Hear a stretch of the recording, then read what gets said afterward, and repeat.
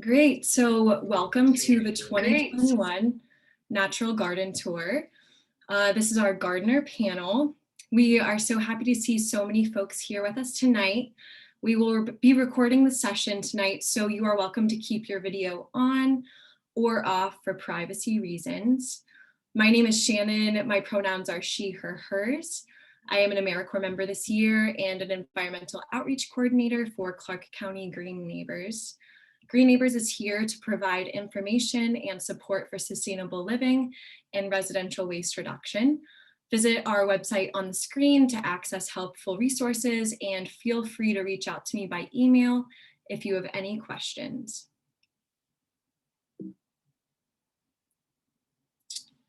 The gardener panel objectives are as follows. We are so excited that the 2021 Natural Garden Tour site is published as of yesterday. Yay.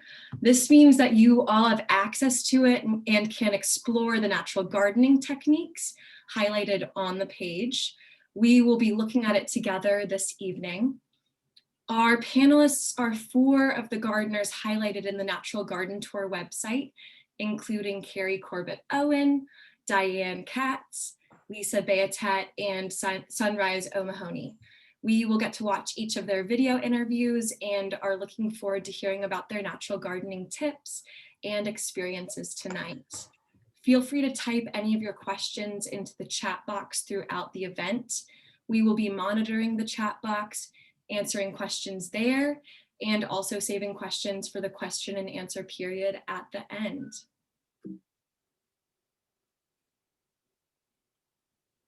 So what is natural gardening? Natural gardening seeks to create landscapes that decrease the impacts of human development and support the characteristics of naturally healthy watersheds. A natural garden works with the local environment to thrive without the use of chemical pesticides, herbicides, and fertilizers. Natural gardening techniques often decrease maintenance time and costs for homeowners. On the virtual Natural Garden Tour, you'll be able to see local examples and explore resources to help you incorporate natural gardening techniques in your own yard. The virtual format is interactive, and you're able to go at your own pace. There are 13 gardens featured, 8 of them are new this year, and 5 of them are returning. On the virtual page, you can watch videos, look at photos, and read more about each of these gardens and their sustainable features.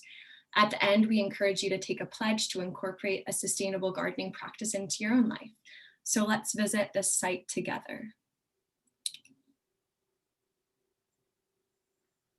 Once it loads, we'll be able to look at it together.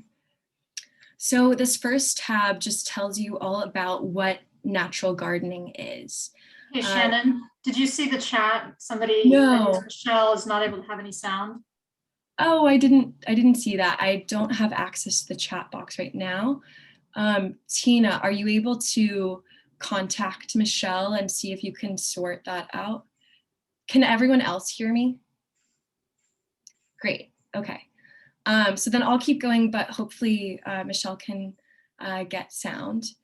The next tab is all about the garden. So here you will see the 13 different gardens that are featured. Tonight, we're going to be talking to Lisa, Diane, Carrie, and Sunrise, but there are so many other gardens that have wonderful tips for natural gardening. For example, here's Christine and Jeff's. You can click on their garden and then the page about them will load. And so here you can see the video is embedded right here.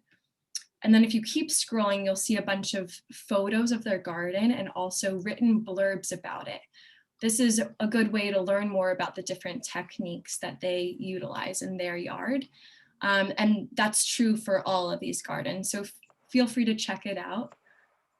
The next tab is organized by natural gardening techniques, and we highlighted 11 of them here. For example, the first one is organically grown fruits and vegetables. You can see the list down here of all the gardens that have those mentioned in their video or in the written blurbs. So if you see the Shire Light has organically grown fruits and vegetables, then you can take note of that in your head and then go back to the gardens page and click on the Shire Light.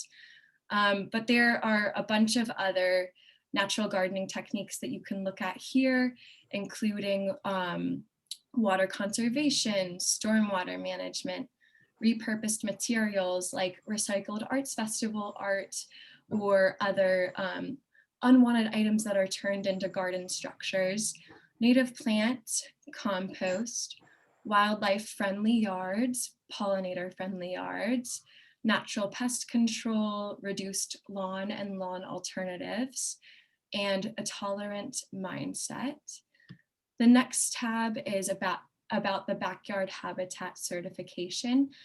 We'll be hearing about that from Sunrise this evening, so you'll hear more about that soon. You can also see the list of gardens that are either certified or in progress to become certified. There are also public demonstration gardens at Pacific Park, the Casey Center, and Heritage Farm. So you can check those out there. You can also visit those in person if you would like to. We also have an opportunity to take a pledge.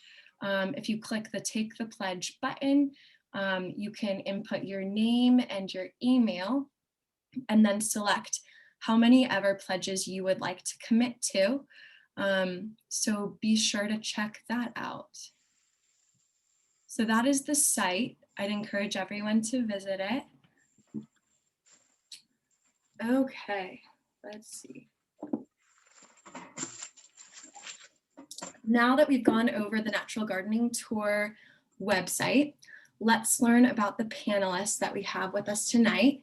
Carrie is one of our panelists today. She has 17 years of gardening experience, and this is her 3rd year as a Natural Garden Tour host.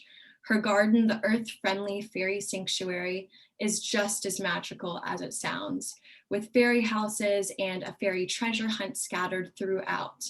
Carrie is a master composter recycler after completing her training in 2017. Her yard is in the process of becoming backyard habitat certified. A fun gardening fact, gardening related fact about Carrie is that she leads fairy garden adventures in her garden, which not only inspires people to see the magic of gardening, but also introduces them to all sorts of fun ways to upcycle and stop items from going to our landfills. Plus, these tours help raise funds for the self-funded Project Addie, which builds fairy houses out of trash for very sick children. So let's watch Carrie's video now, and we will hear from her after that.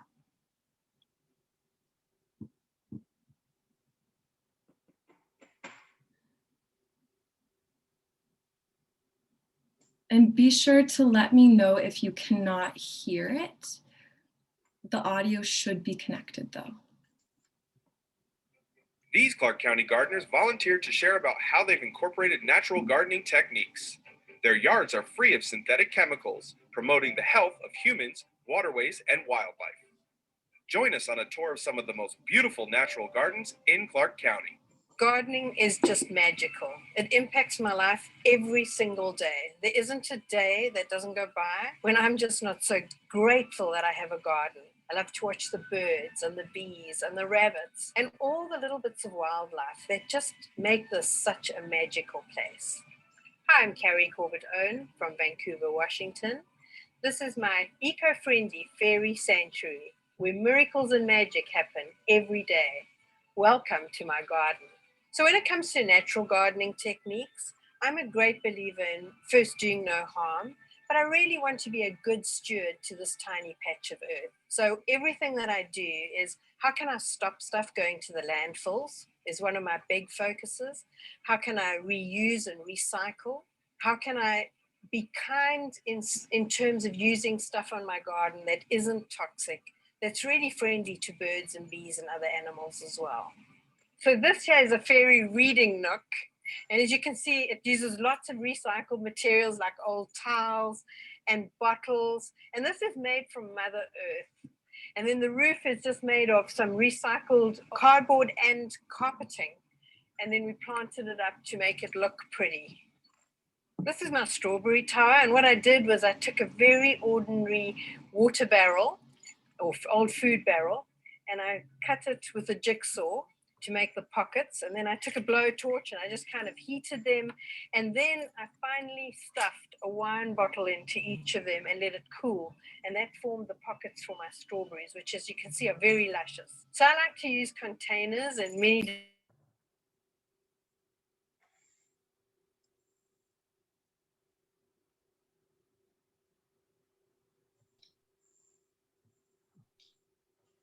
Shannon, we lost the sound, at least I did, and it's pretty.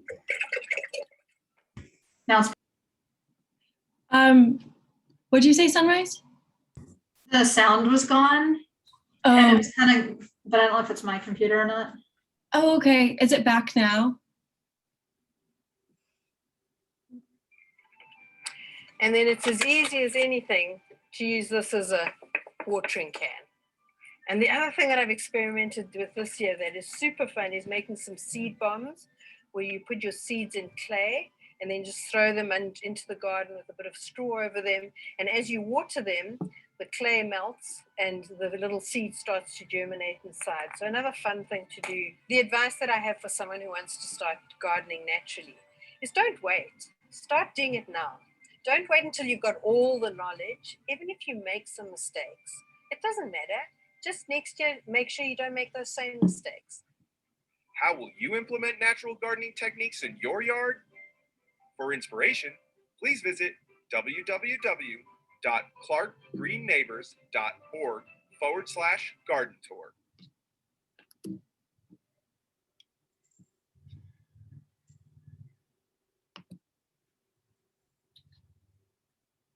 Okay, sorry about the little bit of sound issues that happened.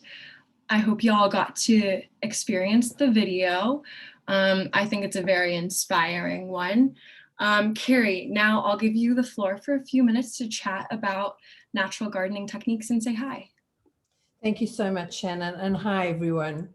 So what I want to tell you is that when we bought this sweet patch of earth, it was really just a field with some big trees around it, and there were no bees, no birds, no butterflies, and no worms. Apparently, the man who had it before us had completely destroyed this piece of land with pesticide. So the very first thing I did was made huge compost bins because there were plenty of weeds despite him trying to get rid of them with pesticides. I planted 11 fruit trees, a whole bunch of vines, and I made lots of raised beds.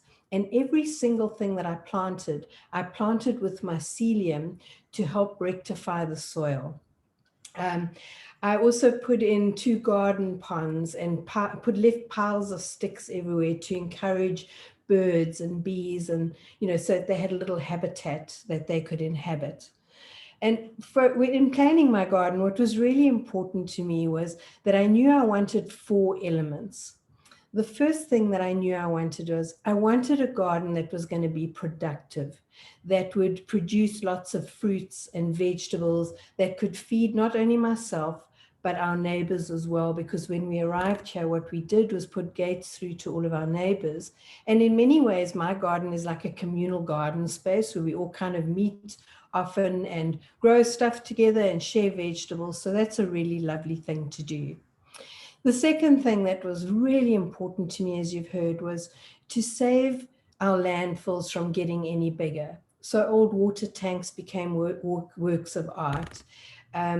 Clothes, for example, I often make, I don't know if you can see this, but I use old piece of fabric to make hammocks for fruit that's growing. I always have packets full of ties from clothes to tie up trellises. And we have a policy that we try to send as little as possible in forms of garbage to the landfills. So for example, I don't have a green bin because every single thing in my garden is either composted, prunings are either chipped for pathways and to help create air in compost, or I use lots of them to make trellises and to hide things that are ugly. So there's so many things you can do with prunings. The other thing is that I try to use as little plastic as possible and then reuse. So as you can see, I'll cut it, and this is great for digging soil or carrying a little bit of water. And, you know, instead of going to go and buy something that becomes my little container with my spades and that in, I'll just cut an old container. So there's so many creative ways that you can stop stuff going to our landfills, because I don't know about you, but I'm tired of waiting for the government to take action. Every single solitary one of us can take action in our own small way. The third thing was that I wanted to inspire people to see the magic of gardening. And that's why I do my fairy tours, because, you know, when you describe an onion as a secret holder for fairies, or you take them over to where the wand department is, which is the stalks of onions, or you show them a fairy boudoir, which is a flower that's opening, they also start to get a little twinkle in their eyes. So I want them to see how magical gardens are. And then the last thing that was important to me is that I work from home. I'm an author and a coach. And so I needed a place that was peaceful, especially during COVID. I really found that my garden was my refuge. I could go out in the morning, sit in my hammock chair and watch the birds and the bees and have a rabbit hop within just inches of me without ever knowing that I was there. I don't know how people survive without a garden. For me, a garden gives me life. It makes life meaningful. It stills my soul. It grows stuff. It's beautiful all the time. Really, if you haven't tried gardening, you honestly need to. Thanks, Shannon. Thanks so much, Carrie. That was lovely. Okay, so our next gardening panelist is Diane. She has 10 years of gardening experience, and this is her first year as a Natural Garden Tour host. Her garden is called D's City Chicks. She is passionate about soil health, and soil regeneration. For her, everything starts and ends with healthy soil. That is the main focus of her garden. A fun gardening related fact about Diane is that she got the chickens to retire her lawnmower and got hooked on them ever since. She went from a neat and tidy square foot garden to the jungle she has today. So we're gonna watch her video now. Oops. Let's see. Oops. 1 second.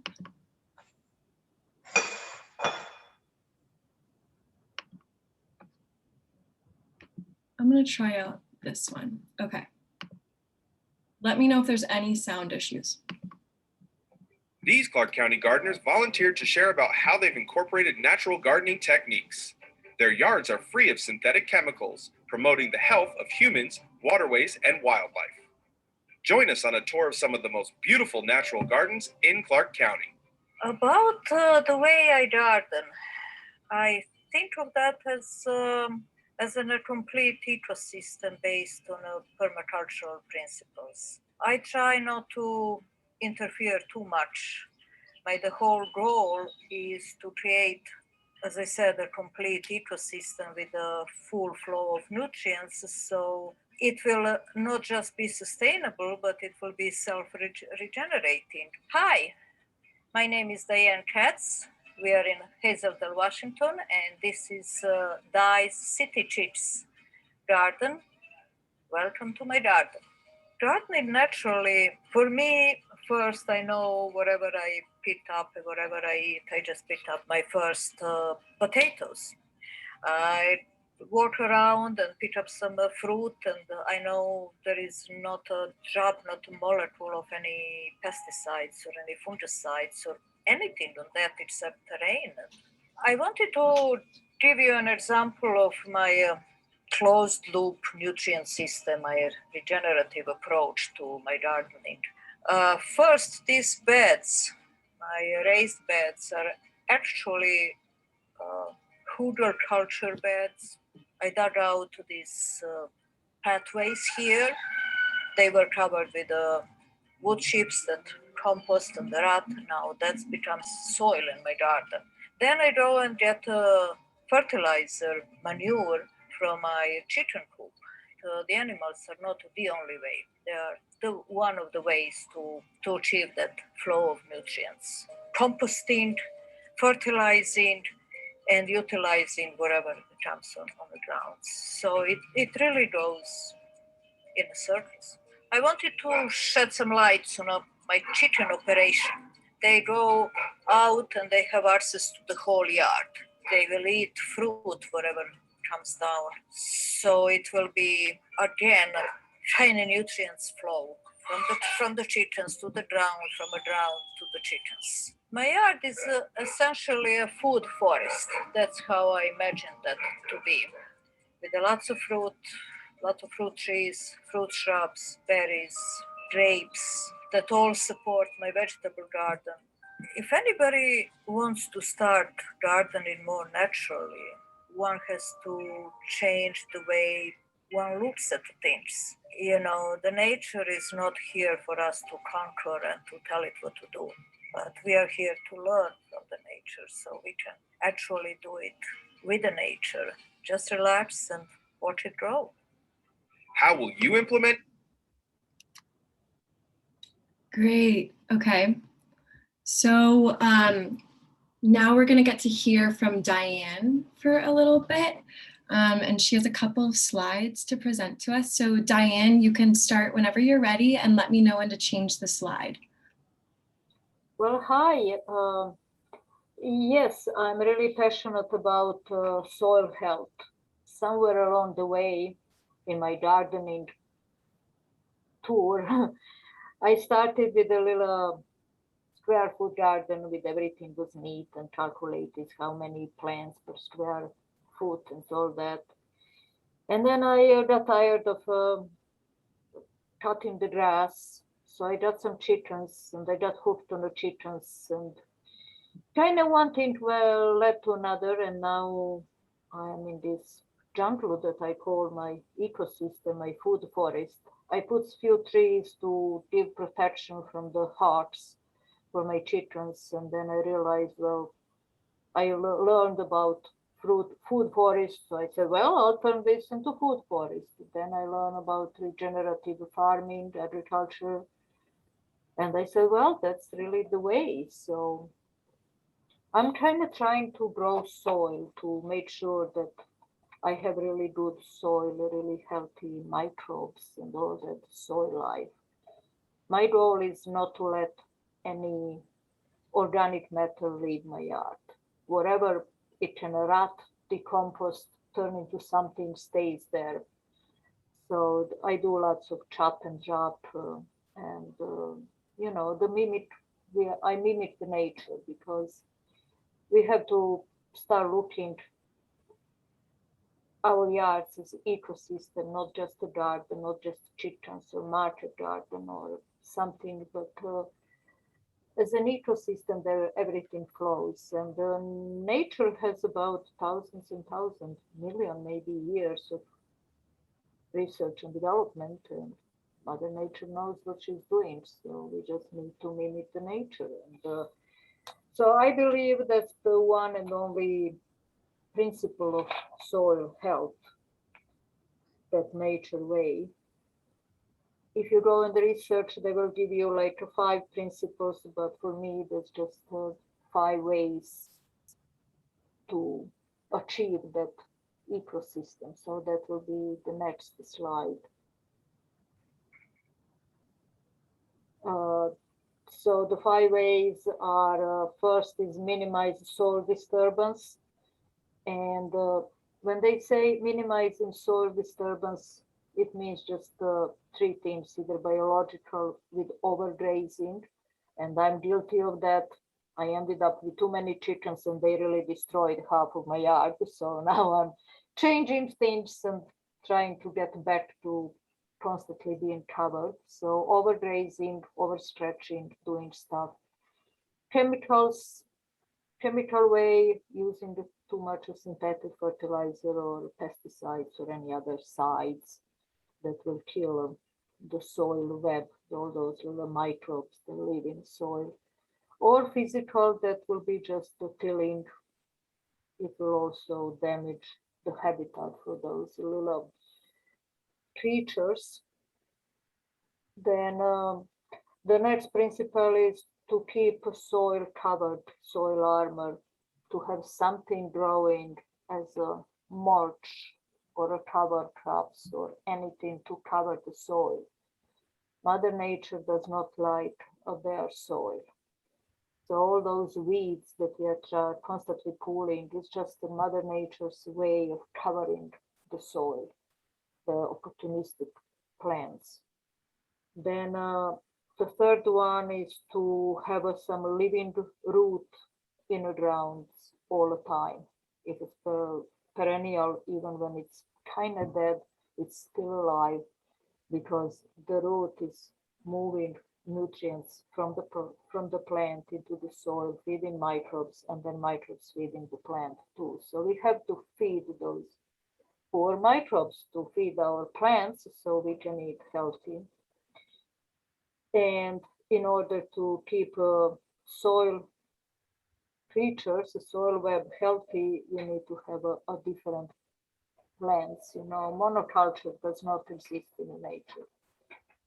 We are the only, I guess, inhabitant who have a monoculture. Everything is polyculture, everything is mixed together, and then soil creatures have a buffet to choose, and that's good.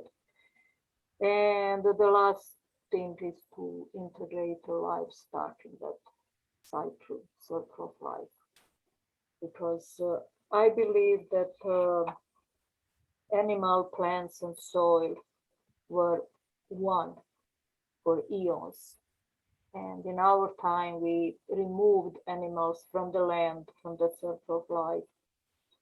We put them in pens and stuff. We bring the food, we take manure out, we create lots of work for ourselves, lots of issues, problems, and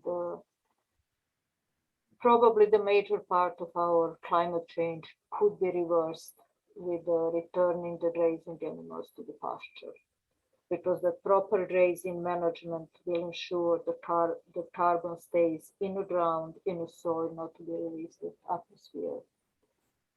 So that's what I learned a little bit of that. The more I learn, the more wonderful it sounds. So I'm trying to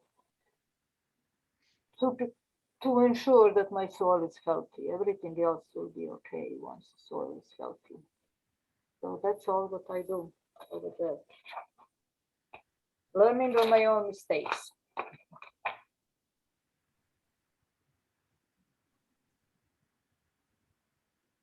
Yep, I searched all these Okay, great. places and You're done. Okay, great. Thank you so much, Diane. That was very helpful.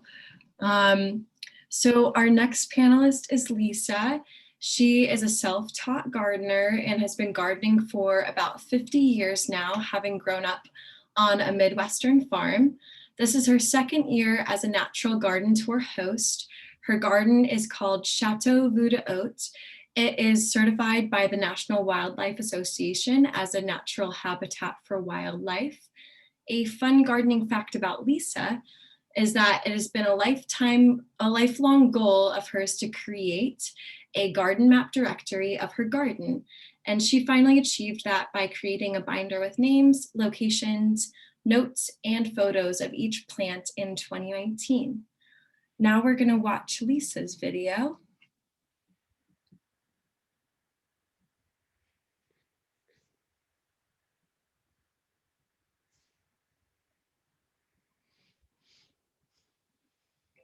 These Clark County gardeners volunteered to share about how they've incorporated natural gardening techniques. Their yards are free of synthetic chemicals, promoting the health of humans, waterways, and wildlife. Join us on a tour of some of the most beautiful natural gardens in Clark County. We all share air, water, and land. And one of the things that I like about natural gardening is that just by carrying the little piece, people sometimes wonder what they can do, how they can help the earth. I think natural gardening gives you a real feel-good feeling. And that feel-good feeling then relates back to our better health. And when we feel good, we help the health of others.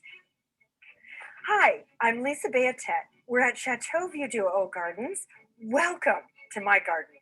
Natural gardening really seems to be something that we should be doing for the earth, but ultimately it's something that comes back and helps our own health. One of the new things we added this year is the Rainwater Barrel. It was really important to add in a barrel that didn't look like, oh, somebody has a rainwater barrel. I wanted it to look like it would be here naturally and we would use it. So I have a layer of rocks here that hold back some of the upper soil and mulch in the top part of the front garden. One of the important reasons for having things on a slope, except for the walking path, is so that the water naturally goes to all of the plants when it rains or if I have to water.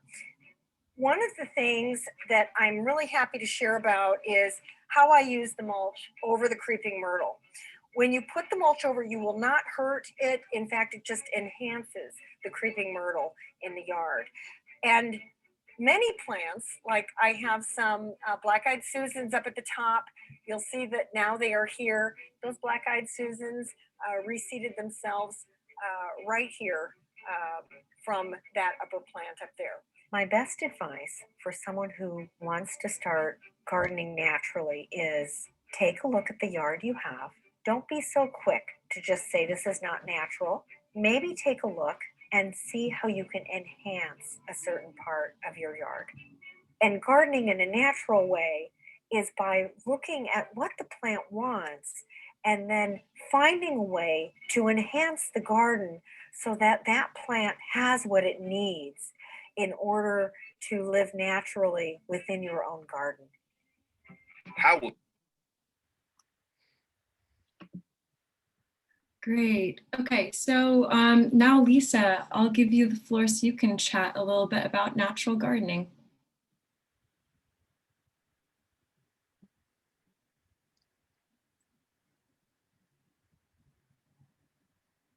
Lisa, are you with us?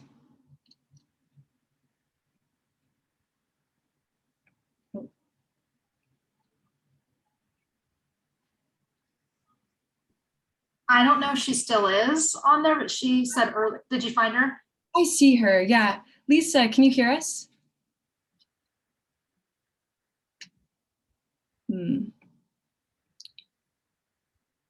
Oh, whoops. Lisa, can you hear us?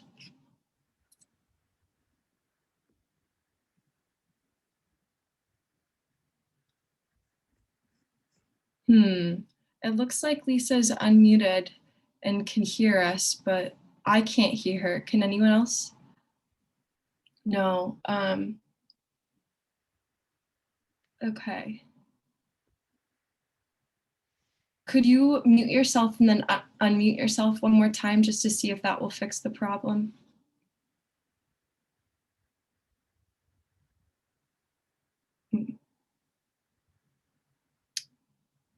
I still can't hear Lisa right now.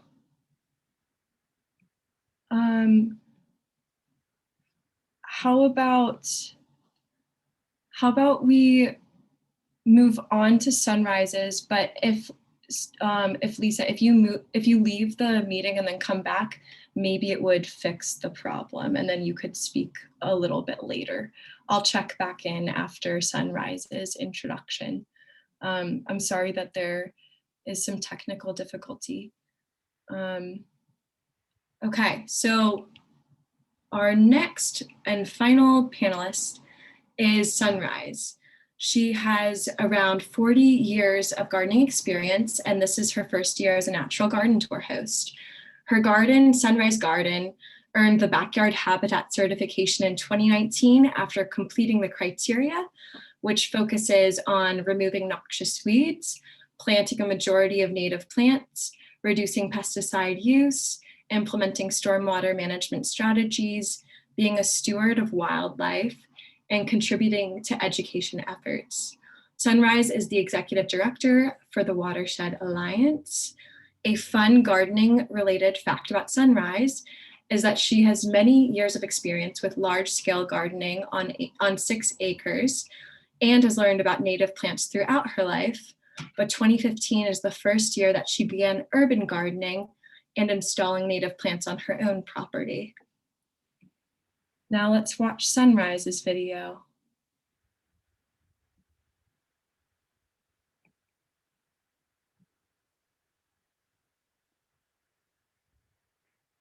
Okay.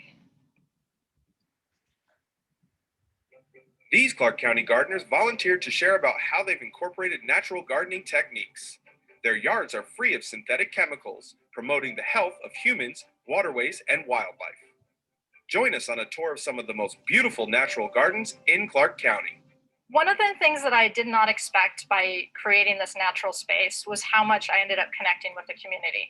When I go outside and work on it, when we were doing the rain garden, we had people coming around and asking, what are you doing? It's a lot of fun to meet neighbors and share the information that I'm learning and then learn from them as well.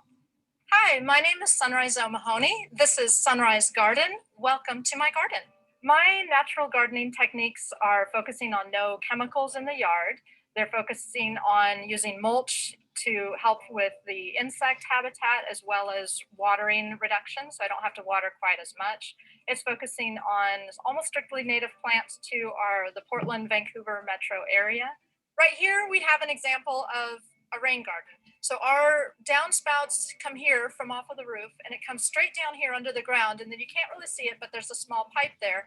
When it rains, that pipe just fills up this whole area. So again, this is all ends up being an area that's full of water. The plants that are in here we call them have wet feet. They're specific for rain gardens. And the other thing they do is they filter it. So anything that's coming off of the roof that has any sort of not as clean things coming from the roof are able to be filtered in the ground here. So right here, I have the Espalier trees. And what that means is that they're growing flat. They don't grow in a big bush area. This particular one is pear. So these are multiple different types of pears. We have Asian pears, different pears. The reason we have a variety of them is that a lot of these trees need other varieties to be able to pollinate to produce the fruit. And then to help the pollination, since we are seeing a decrease in bees, and in particular mason bees for pollination, mason bees are the most industrious of pollinators. So right here I have a mason box, and that one creates homes for the mason bees. And then the bees pollinate the trees. Here we have a lupine. This is the larger variety of lupine. And the reason that it looks a bit unruly and maybe a little bit dead is that I'm actually growing it to finish it through its whole cycle. So you have the seed pods here. You can see some are not quite dried, some are. What we're doing with these is letting it get to that dried seed state, and then I will donate these to people who want seeds to be able to plant in their gardens. So I think for people who want to start gardening naturally, there are so many resources out there. One of them is this tour. The other one is to go to backyardhabitats.org, and that's a great way to sign up to participate, and you'll get somebody that will come out that's an expert in this area, and she can help you to figure out what to put in the grounds, because a lot of times that's the trick, is not knowing where do I start? I've got this grass, I've got this, what do I do? If you Google Natural Gardens, Clark County, Washington, you'll find quite a few resources out there. How will you?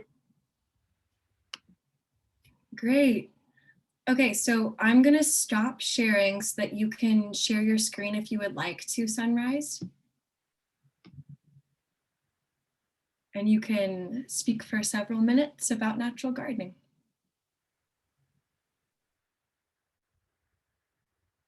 You're muted, just to let you know.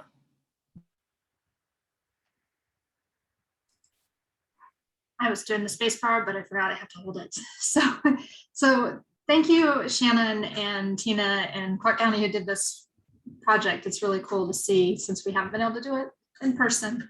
So what I've got here is I was going to share some of the information about the Backyard Habitats certification program. I know 2 of the gardeners, it sounds like, are going through this program as well. And there may be many of you on this Zoom meeting that are doing this also. But I wanted to start with what you can see here is where you go to find the information. So this is backyardhabitats.org. I skipped ahead to the what to expect. But this program is run by Columbia Land Trust in Portland, Audubon. It's a much larger program. They've been doing it for around 10 years, I think it is now, somewhere around there. And we in Clark County brought it here a couple of years ago with the support of actually Clark County Green Neighbors, as well as other local jurisdictions around Clark County. And so we do, the Watershed Alliance, we do the on the ground work. So some of you, a couple of you have had this, our staff member that does this, her name is Bethany, and she comes out to your house and we'll walk through and look at your space, look at your yard with you and decide, help you to figure out what you can put in there, what types of plants. This is a native plant focused program.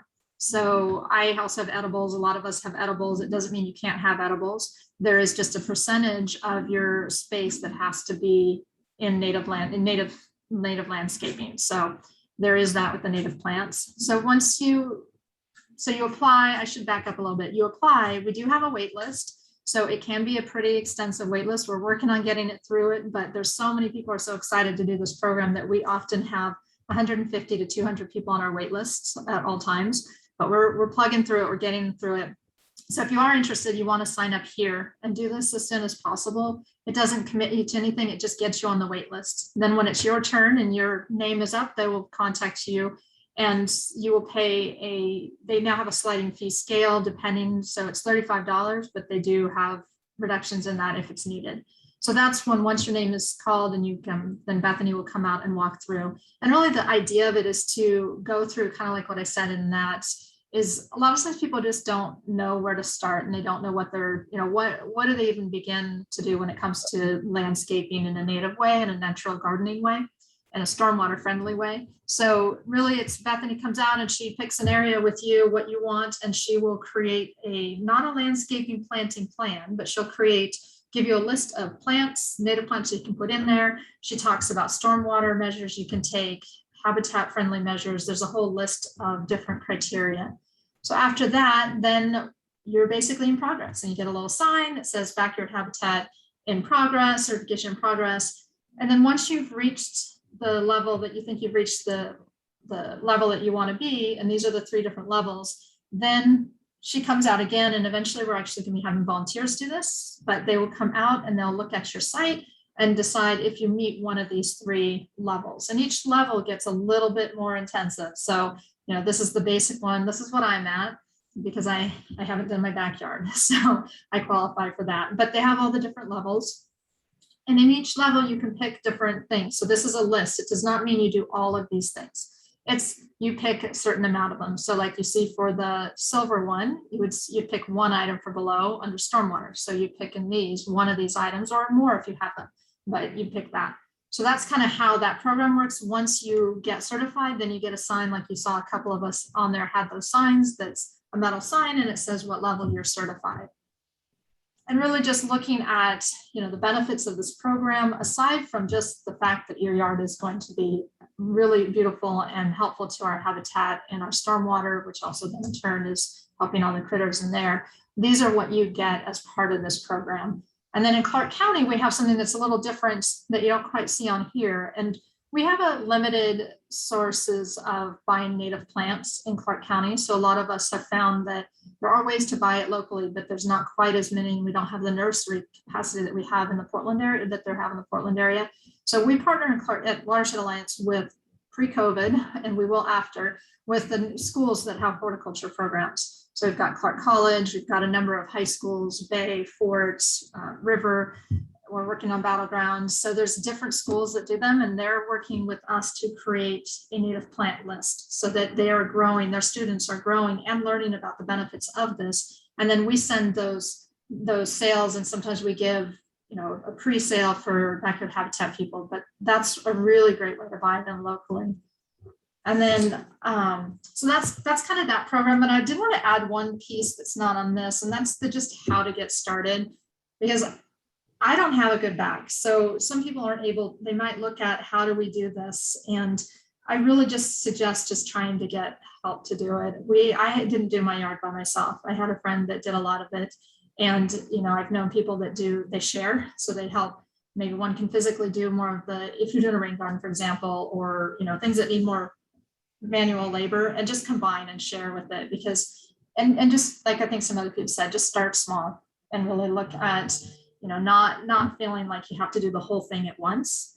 And then lastly, when you're doing native plants, don't fill it up. Don't go in there the first year and want everything looking tons of plants. Any of us, I know that all the people that spoke about this, but it will spread, things will spread. And so there's no point in buying all these plants and filling it all up, because those are all going to spread. Take advantage of the fact that they spread and plant less, and then watch them grow each year and watch where they spread and where they go. And then that gives you a lot, you can be a lot more economical with that as well.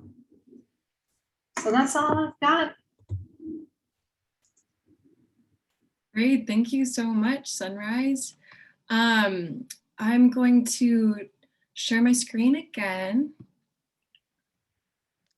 Okay, Lisa, are you able to connect to audio right now?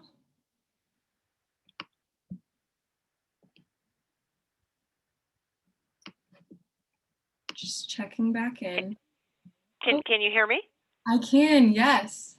Perfect. I'm on the phone.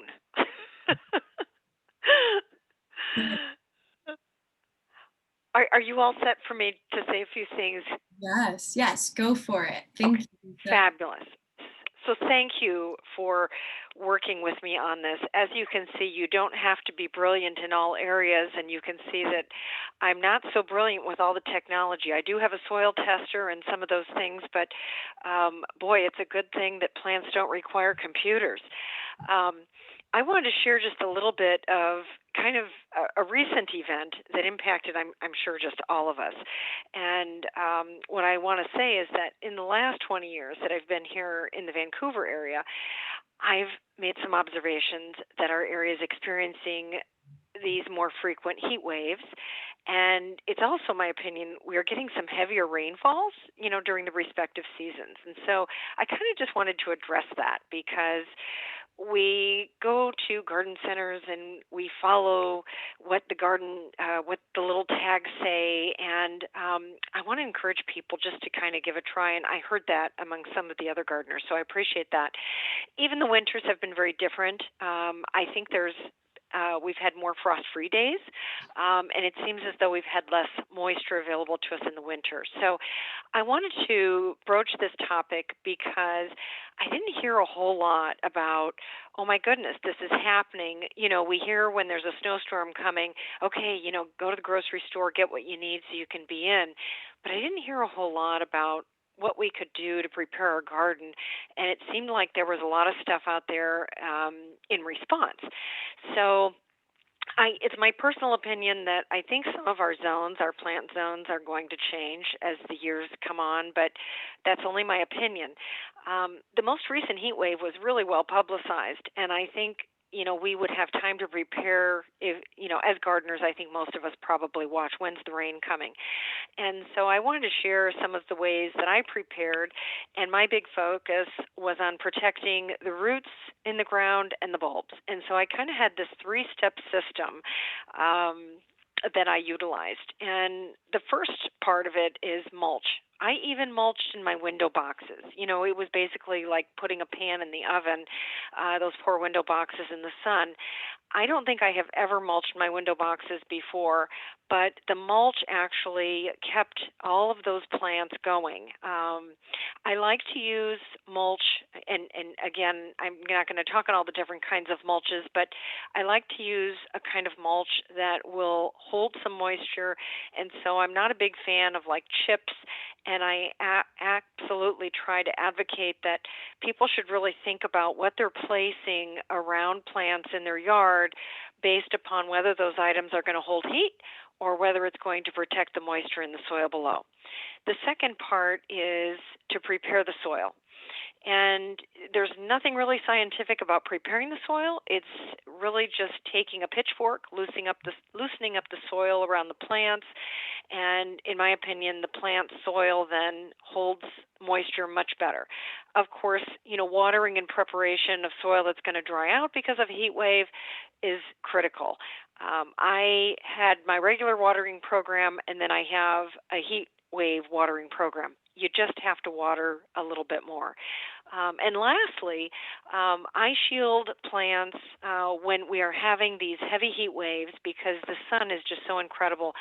I try to create some shade.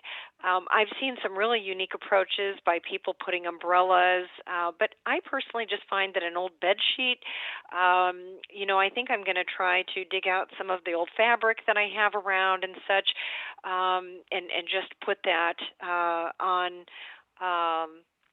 over my different garden areas. I had some dry leaves after the heat wave, but basically all of my plants survived. I really firmly recommend to everyone that they just take a little time to enjoy their garden and just take a look at things. If you look at it, you'll see, the changes happening when your plants really want water and such. I'm a rule breaker, and so by saying that, I want to give everybody the authority to just try different things in your yard. Sometimes when I give a little bit more water than a plant wants, it responds. It took me years before I realized I should never water my lamb's ear. Lamb's ear never requires water. Same thing with partridge feather that I have now, just doesn't like it. Gardening to me is about growing as a person as well as growing the plants. And I'm really tickled that I can grow myself even at this age. I do keep a perpetual calendar that I write with different colors of pens depending on the year and the notations. And I have noticed that some years we were having rain during other years that we've not. And it's kind of interesting to see that, it's not anything that we are doing necessarily that is impacting our plants, but it is just really kind of the climate that is happening around us. I've noticed also that some plants that I used to bring inside for the winter don't need to be brought inside any longer. We are having some changing winters. I want to end just by saying thank you, Shannon. Thank you, all of you. Thank you especially to my neighbors. I especially love my neighbors, Robin and Tracy.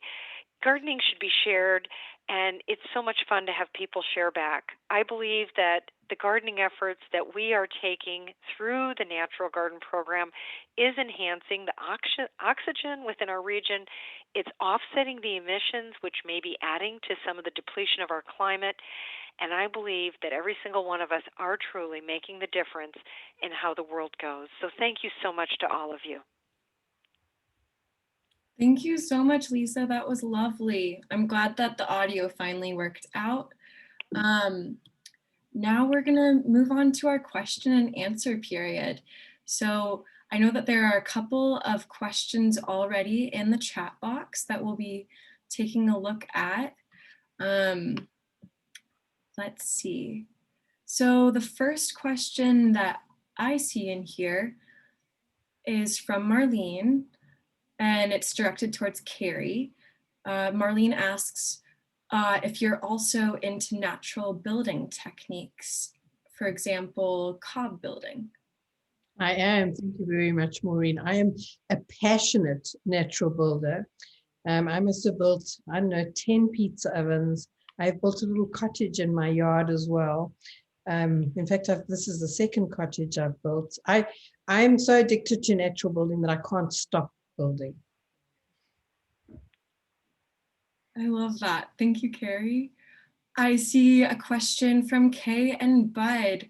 And Kay and Bud are also featured in this natural garden tour, so be sure to check their video out. It's really, really stunning. And they have some great wildlife habitats. They're asking a question to Sunrise. For the certification you talked about, is there a limit on your property acreage? They recall checking this out a while back, and it was only for 1 acre or less. Yeah, you are right, Kay, but it is actually under an acre, so it is still that requirement.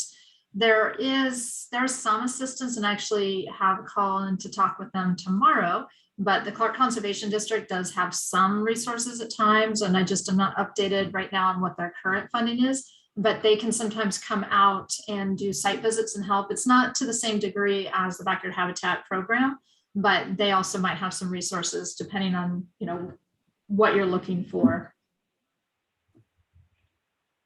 Great, thank you, Sunrise. Kay also has a question for Carrie. What is mycelium? Great question. Oh, well, mycelium is really, it's a mushroom substrate that grows under the soil. And over time, what I've heard is that it acts like an internet underneath, and it will actually read where your soil needs certain things and transport soil from one part, not of your garden, but from wherever it's expanded into, to your garden, and sort of balance things out. So I've seen some places where when you dig up lawn, for example, you've got all these white filaments underneath, and that's often the sign of mycelium. By the way, there's a fabulous book called Mycelium Running. Thank you, Carrie. Does anyone else have a question? Feel free to come off mute if you'd like to ask it. Lindsay wants to know what the best place to buy mulch is, or straw.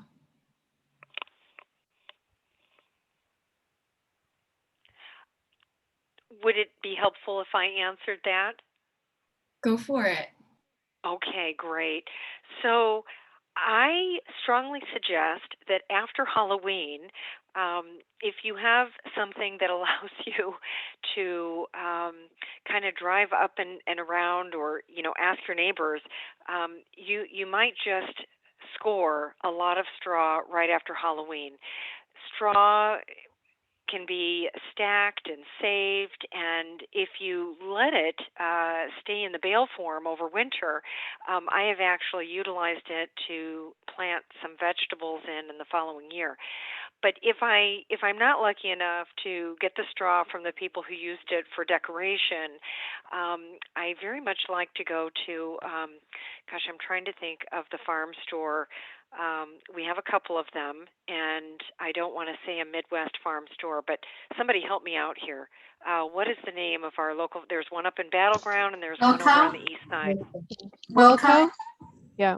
What was it? Wilco. Wilco. That's it.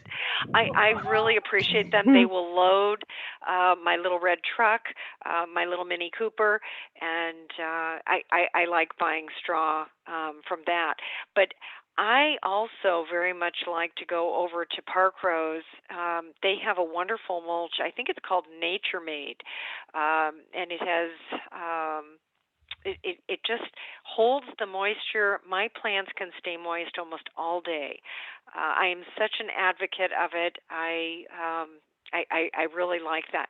That's not to say that I don't enhance the nutrients in the ground. I use ash from the fireplace around my stone fruit. I have a compost pile. We much like, was it I can't remember whether it was Carrie or Diane who let's try to reduce what's going into the landfill, and so anything organic never goes to the landfill. Maybe somebody can add to what I just said. Yeah, one of the things that I would like to add is, I think it was, I'm trying to think who spoke. I think it was Diane. No, not Diane. It was somebody else, Kate. Oh, I don't know. Someone spoke about chop and drop. Chop and drop's also a great way to create mulch around plants and keep moisture in soil as well. But I use a lot of straw in my garden. I have another contribution about mulch. Is it okay to talk? Yeah, of course. Okay. We go around the neighborhood and ask them if we can take their leaves. And one fellow, he had a whole bunch of trees, and he used the blower, and he had rows and rows of leaves. And then I saw him drag out bags, the green bags that he had bought at Lowe's, that he was going to fill them up. And I said, what are you going to do with those leaves? He was going to take them to the place and pay. I think we'll take them. And so we've tried different ways. We used to start with the wheelbarrows, hauling them home, and then big garbage cans on a dolly, hauling them home. And then we finally just rake them all up on a big tarp. And my husband and I load them up on our pickup. So we're fortunate to have that. And I did read in Talamy's book, don't shred your leaves. We used to shred it with the lawnmower. We have big leaf maple leaves, which are really take a little longer to disintegrate or compost. So, but he said, you know, there are the caterpillars, you know, and the spider egg sacs, everything's in those leaves, and you're destroying that life when you chop them in the mortar. So we just find a place and put them out, and then by spring they're ready to go in the garden pretty much. So anyway, make use of those leaves and your neighbors are happy. I kind of feel guilty because I'm taking leaves, I'm taking that organic material from them, but they don't want it. So we'll save it. And it's really helps the soil, like you're all saying. Thank you. I love that. I have one thing to add in addition to leaves that I had forgotten about. I'm a collector of sticks in the neighborhood. Some of our neighbors have lost some trees, and I'll clip those branches. Are so beautiful, and you can almost arrange them in art, and it really does protect the soil. I have tons of sticks. You will even see it in my video when you watch it the next time. Look for all the sticks around because they're everywhere, and they're also a great tool to use as mulch. And piggybacking on that, in the winter, the branches will fall from the weight, the old rotted branches, some of them. We have woods around, so, but the moss, I'll collect the moss and plants that maybe newly planted perennials that need a little more moisture on these hot days, or just to protect them. I'll put the moss around those plants. And when maybe I shouldn't prune the dead sword fern leaves, but I put little sticks up like a little fence around it, and I keep those trimmings all around the base. And then when this heat wave came, the tips got burned, but they didn't dry out, you know, all because you think that dead foliage is actually protecting the plant from the heat and the roots as well. So, hey, we're learning all the ways, you know, we're mimicking Mother Nature, like one of you said. And another way is just when you walk around the neighborhood, when you see those arborist tree people cutting trees, just ask for the wood chips, because they already charged their customers, and now they have to take it to the dump place, to recycling H&H or something, and pay them. So they are more than happy to just stop by in a neighborhood and dump a full truck of wood chips in your yard, and that's what I do a couple of times, and have a wood chips all over. It's free and it's very good. Great, thank you so much for all those lovely tips. So there's a couple more comments in the chat box. Jane also says that Biz Farms has straw bales also. Lindsay said, I just moved to the area this past year and am adjusting to rainy winters. Is cover cropping worth doing to protect soil, or leave straw out over the winter? Would that be enough to protect the soil?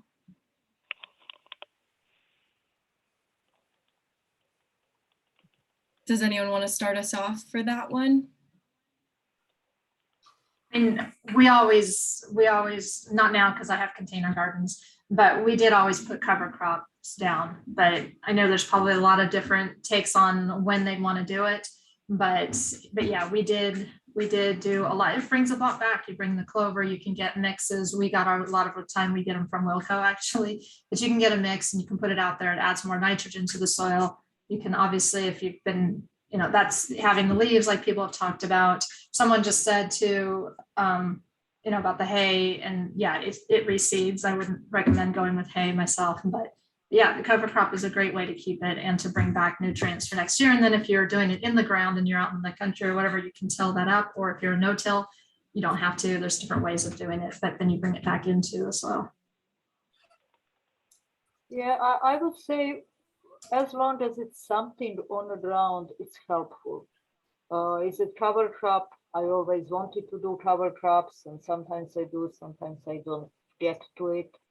Is it wood chips? Is it chop and drop, or the old plant material that they just leave on the ground? But as long as ground is not bare and exposed to that beating rain, it should be much better.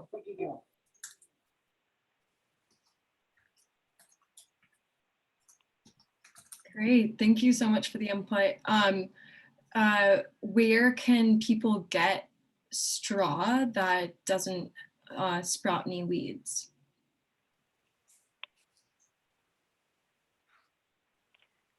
Well, I had commented on, most straw, it's baled when the wheat, it's baled from wheat.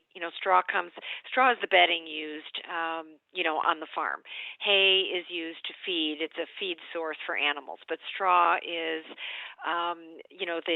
the dry part. The wheat's been harvested, and it's just basically the stalks. And so it should have been harvested during an extreme dry period, and I've not experienced weeds within my straw, but maybe I've been lucky. Has anyone else experienced weeds in their straw?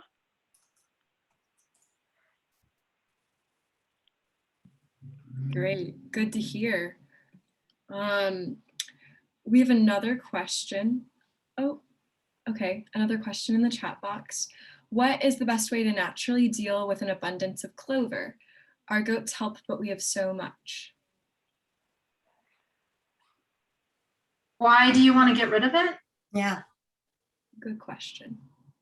I mean, I'm just curious, not judging here, but curious, what is this, a grassy area that you don't like how it looks, or the bees? Like, what's the reasoning there? Do you want to come off mute and ask the question?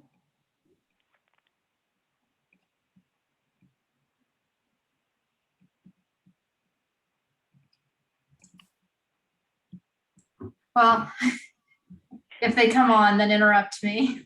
I know for, if you're looking at it for your grass in your front yard, I know it can be a challenge. I struggle with it. It can be a challenge sometimes to want to leave that, but it really, if you go out there and look, the bees absolutely love the clovers. So again, I don't know what space you're looking at. I mean, it really kind of depends, but for me, I know that my yard is a bee haven.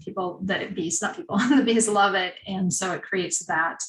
And it also is giving nitrogen into the soil. So it's a nitrogen binder in that sense. So there's other reasons that it's beneficial. But again, there may be reasons that you want it out of there. Those are reasons to keep them. Okay, I'm off now, or I'm on. Can you hear me? We can hear you. Yes. Okay. Yeah, so we're on a farm, and we have, we do have some clover, but it's mostly like in the backyard. It's just mostly, I guess, for kind of in the kids area, and we just have a bunch of weeds. I mean, the clover and the grass we kind of ignore, but it's just an abundance of just everywhere. So I think it's mostly of just my husband wants it to look prettier. So my suggestion would be to plant something that will push that clover out. Clover does not have an extensively strong root system. Mm-hmm. And so if you can find some form of bulb or, bulbs really, really push anything out. That would be a good way to get rid of the clover. But not seeing the whole area, how large it is, what you can do. My suggestion would be to plant something that you do like seeing, and it will push that clover out. So that's another way other than just appreciating it, which is a great suggestion. Yeah, we have a bunch of fruit trees and stuff too, and we have like blueberry plants. So I mean, we're starting there. So that has helped. We've kind of every year we add more. So that's a good suggestion. Thank you. Maybe get some chickens. They will destroy everything. We have chickens, yeah.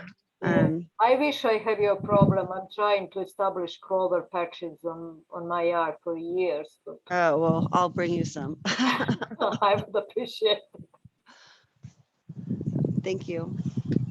Great, thanks for those answers. So the last question that I think we have time for tonight is, how do you naturally discourage pests like slugs?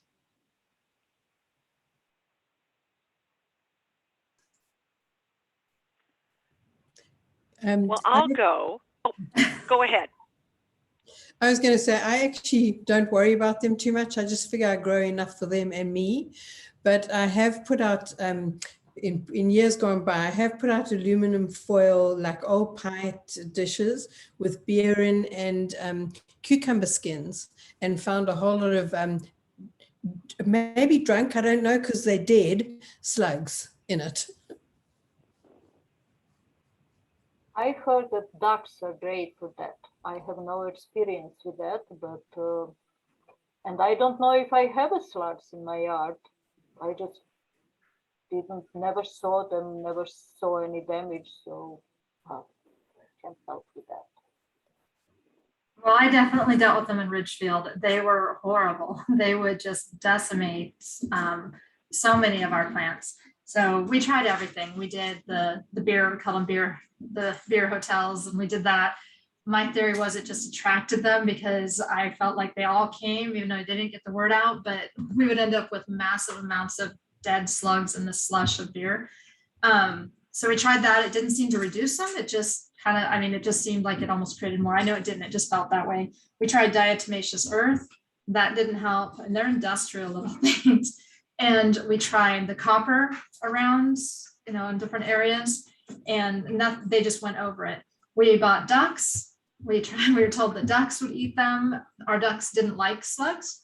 So they would just like start to eat them, and then they just, and they would like spit them. They didn't want them. And then the ducks loved our peas, so they destroyed all our peas. So we had years of a battle of slugs, and the way that we ended up doing it is really horrific. So I'll just say that what we ended up doing that really made a difference is in the evenings or the mornings, we'd go around, they'd always be under our lettuce and things like that. We'd go and we'd pick them out. And if you have property, you can like throw them. We did other things, but we ended up having to remove them in not the most nicest way. But once we started doing that, we did see a reduction, and it just took doing that for a while. And then we did stop seeing them, and it just took manually killing them. Unfortunately, I know there's probably some people this will upset, but it was the only way. We tried everything and we could not keep them out. Yeah, we did try eggshells too. Someone's putting on that. We did not try rose bushes, but we did try eggshells. We were Googling everything, and I don't know, the Ridgefield slugs were not gonna let us stop them. Thanks for sharing. Okay, so it's 7:14 now, so I'm going to share my screen for the closing slide. Thank you everyone for coming out tonight. I'm glad that we got to share a little bit of our Monday evening together. I hope that you were inspired. If you have any questions, feel free to reach out. My email is on the screen and you are free to contact me. Another good resource to keep in mind is the Master Gardener Answer Clinic. You can email or call to get your questions answered. The number is 564-397-5711. And you can email me to get the number or the email. The email is mganswerclinic@clark.wa.gov. So feel free to reach out if you want that. Thank you, everyone, and I hope you all have a really good night. Bye. Thank you, Shannon. Thank you.